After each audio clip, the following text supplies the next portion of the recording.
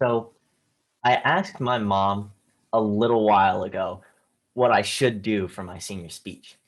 And she said, I don't know what to say. And here I am today, still wondering what would be best to say. This is my fifth draft of this speech, and to be totally open with you all, I find this process to be quite draining. I've spent all this time writing words, deleting words, wondering if I'm being cliche or boring, wondering if my friend Amos is going to call me out for sounding stupid. Frankly, I believe a 5-minute speech tells nothing of the true depth of my stories. For there are many in this audience that know me too well. Some of these people love me like family, some of these people don't care, not even in the slightest, and some of these people dislike me. I have often been told in different ways that my greatest trait is my ability to affect people, and I'm still not sure how to feel about it. Throughout my life, in school, out of school, I feel that I have been a great influence. I feel I have made an impact, made something of myself at this point in time. All of the people who know me all have different stories to tell. Stories you can laugh about at a party, and stories you'd rather not bring up, ever. No single story can display the kind of person I am, and I would never be satisfied with this speech if I had to do it like that. All I truly wish to say is that, like many of my peers, I've made it. No matter the struggles or the twists and turns, I made it. And I think above all else, this fact is the pinnacle of my high school experience. Many can recall times when I felt like giving up entirely, times when I did give up, times when I should have, times when I had to. But beyond all that, I stand, or rather sit before you as a soon to be graduate.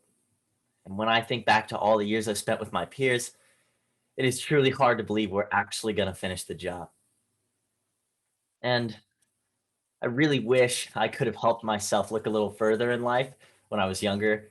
I wish I could have comprehended that school, especially this school, is not a prison, that it is a vessel for my abilities, a vehicle that will get me to what I want to do in life.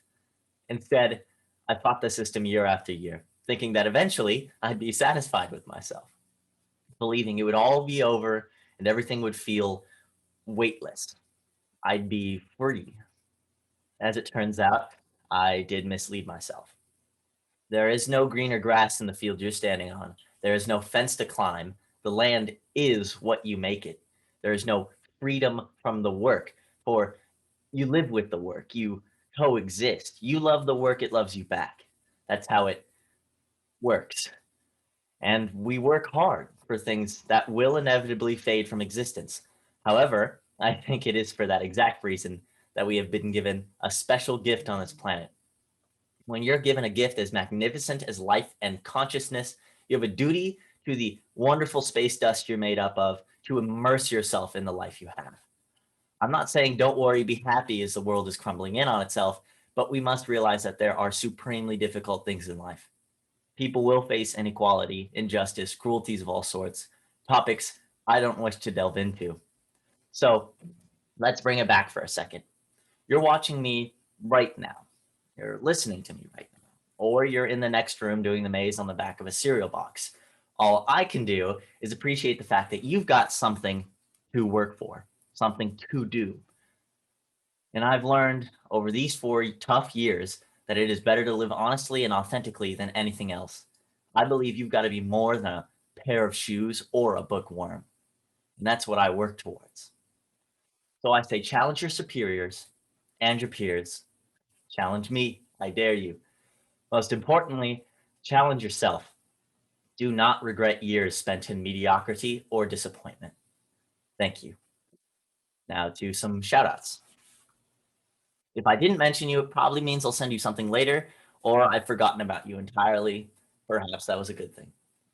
So, Mrs. Ballier, Mrs. Hodges, Mr. Rancont, Mrs. Morse, out of all the faculty members at RHP, you guys were the ones that kept me afloat. I appreciate every single moment I've had with you guys as teachers and advisors. I can proudly say you're my favorites. To the rest of RHP's faculty, you're okay, I guess. Just kidding. I'm thankful for all your support, really. Kennedy Courts, congrats on surviving for this long. I pray you find something stable in life. I'll always be in your corner. To Riley, we both know how it's been. Our friend like a very violent roller coaster, and I can only say I'm grateful for our memories. I appreciate our character development. To Landon, we have a love and mostly hate relationship. I honestly will never forgive you for that boxed water, but I'll miss falling down cliffs and snowy mountains with you. Keep in touch. To Dominic, our times we've spent together have been short but pleasant. You are one of the kindest, easiest to hang with guys I've ever met. You have what it takes to seize what you want in life. I have immense faith in you.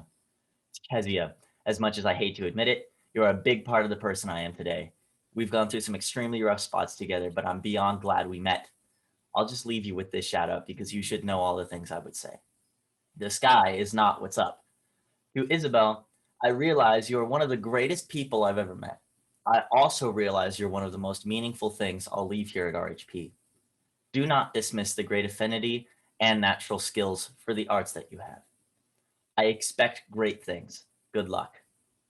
Kennedy Grindle, you're like a big sister to me. You've no idea what you did for me when you drove me around with you. Here's to not getting into an accident when Highway Tune comes on. To Amos, you've been my day one man.